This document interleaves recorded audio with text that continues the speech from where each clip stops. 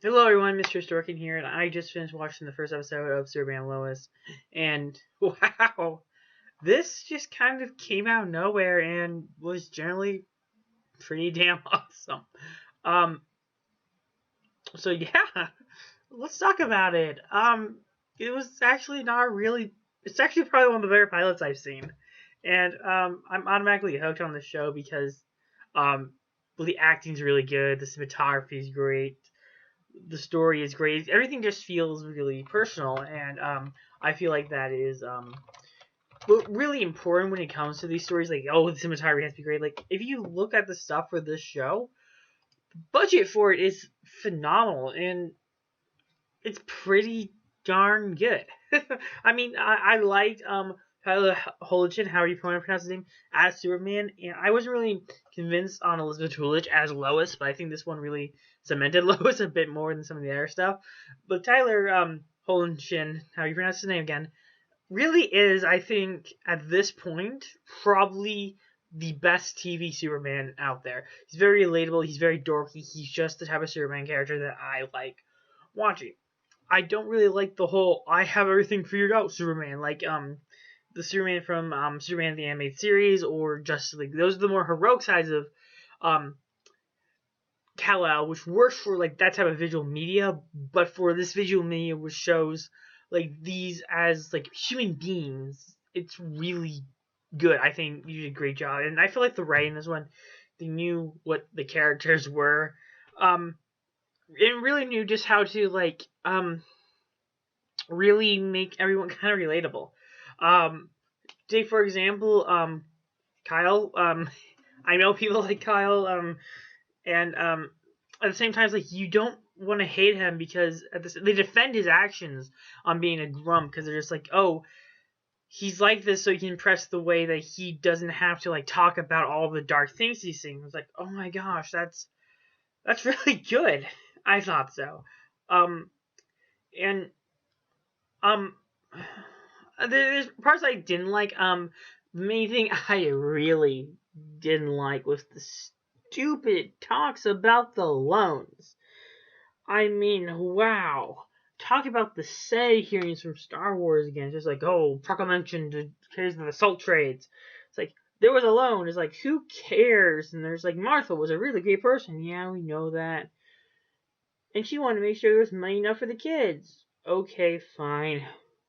But it just felt like a complete 180 there, and it feels like they're trying to build up this Morgan Edge character, which is not played by Adrian Pasdar, by the way, which pisses me off because Adrian Pasdar is a great not character. He's a great character actor, but it's because they're like, oh, we want this to be connected to the Arrowverse, but we don't want it to.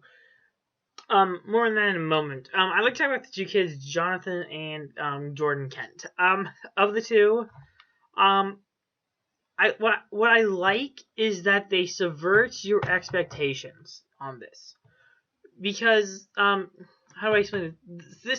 The two kids are kind of like Thor and Loki, and when you look at them automatically you're like, oh, Jordan is the Loki, not the special one, where as Johnson is clearly the Thor, just like in his prowess and like he's more socially connected, but they switched it on you and you're just like, oh, it's Jordan, which is a nice plot twist, but at the same time, I what I imagine is going to happen with the show is they're gonna kind of like reveal something about them, especially Jordan. Sorry, Jonathan. Jonathan, I think is a more interesting character, but more on that in a second.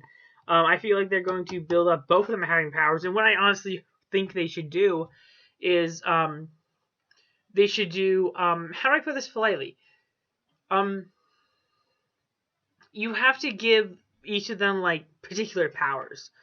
Like have okay, let's just make this a hypothetical.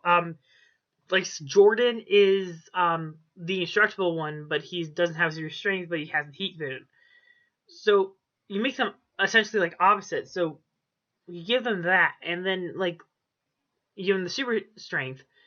Um, and okay, he has zero strength and heat vision, but then you give like Jonathan super speed and like the ice breath. you have to do something like counter them out. And I really think they could both be like really good characters, and it would definitely create kind of an interesting story with Clark, who's not the best of fathers in this to poor old Jonathan.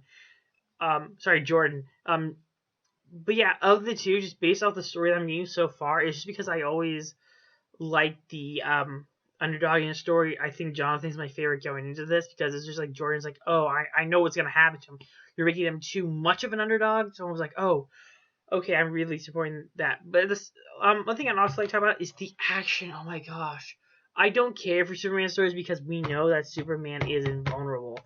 But this one, it showed him using his brains. It wasn't just like, hey, Lois, how do I fix this? And Lois like, oh, you have to do this, you have to do this. He figured it out himself, which is a nice departure from all the Arrowverse shows that just makes them all appear like idiots.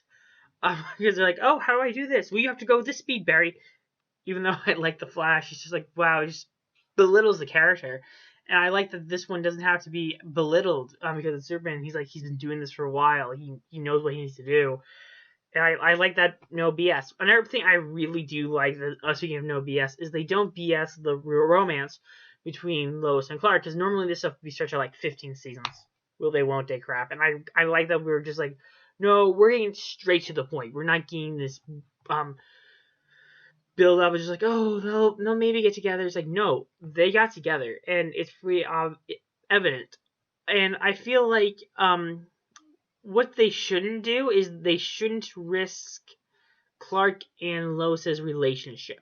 They tried doing that, and they were just like, oh, I told you you were marrying Superman, not Clark Kent. You can't have a normal life. It was just like, no. The thing is, with this thing, is like, I feel like they're a united front, that their marriage isn't the conflict per se. I think it's more of the kids. This is, I think, different than what Oliver and Felicity had to do, which was like the reason I liked Oliver and Felicity starting out, but it wasn't when I liked them down the line, is you just didn't really feel the love. You felt like this constant, like, oh, who's gonna snap first? Like, what's gonna be the falling snag that's gonna like separate the two? Where these two, I'm just like, no, they're kind of going through the same thing. And it's like they're learning from each other. It's like they work as a couple, and it generally works. I think a great example of this as well is in Barry and Iris. They are a great couple on the even though I don't like Iris as a character, I do think they have a good relationship.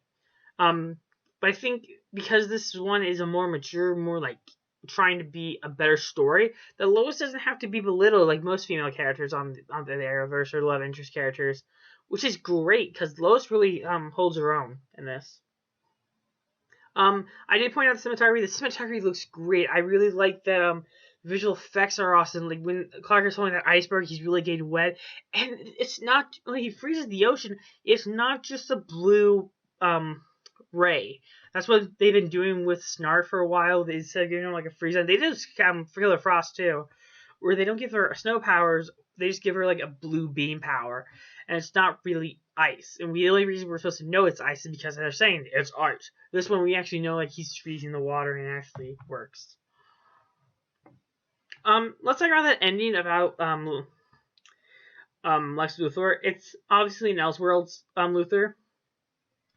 The reason I say it is because it's not played by John Cryer, who I think John Cryer is being saved for the end of Supergirl. Oh man, John Cryer is a great Lex Luthor, but this guy is somewhat good too. I like the villain role. I don't think you need to reveal who he was too early. What I think they should have done is they should have teased him. And I think they should have just been like, hey, and like, yeah, it's like, I don't know how you would tease people come back. I feel like the ending was just fine, and then you should have that on top. I think like you should have waited to reveal that he was Luthor and set him up as like a different character. Like what you need to do is you need to have him.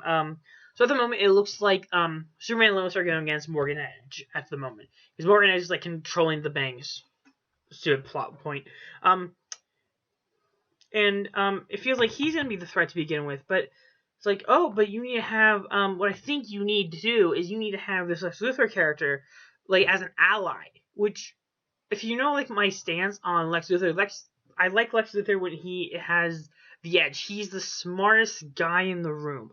So it makes sense that he knows that he has to team up with like Superman and Lois to take down Morgan Edge because that's his main rival, and he can't take him down himself. So he built, and also it kind of builds a betrayal and creates a more personal villain. This character already has established relationship with Clark Kent within his own world. So I think it would make sense, like, he knows how to manipulate this Clark. Like, he knows this Clark Kent and can manipulate him to do what he wants. So right then you already have a great build up to a potentially great story, but unless they screw it up.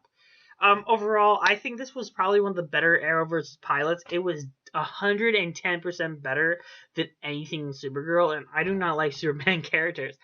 I don't like them unless you hear a really good, interesting story. And I know Grace Randolph was saying, like, oh, it's going to be another edgy kid. It's like, yeah, but it's taking, what I like about it is that it's taking this character that you don't really see in this, like, fatherly role and kind of, like, flips it on its head. Like, oh, you have to, like, imagine him in that role for it to really work. And it does work. I think the chemistry between the two leads is very good, and they don't rush it.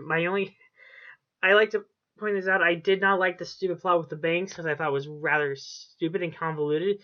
A reverse mortgage to it was odd because it was just like, oh no, we pay you more money and we pay you out and you have to pay us like triple. It's like, oh, that's not a good business plan because you're losing more money than you even realize.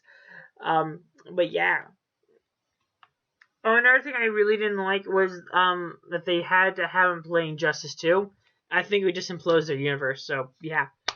The game was great too. I love the Superman classic comic book Superman. It was just great pilot. So if you haven't seen it yet, yeah, give it a watch. It's a great start to a series, and hopefully can only go up from here. Till then, bye.